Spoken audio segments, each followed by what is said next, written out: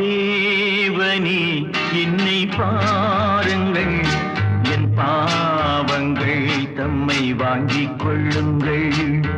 தேவனே என்னை பாருங்கள், என் பாவங்கள் தம்மை வாங்கிக் கொள்ளுங்கள்.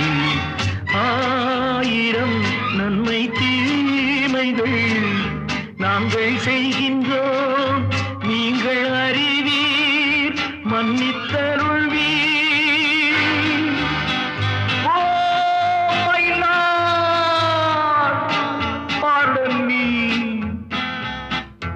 உங்கள் மந்தையில் இருந்து 2 ஆடுகள் வேறு வேறு பாதையில் போய்விட்டன. இரண்டும் சந்தித்த போது பேச முடியவில்லையே.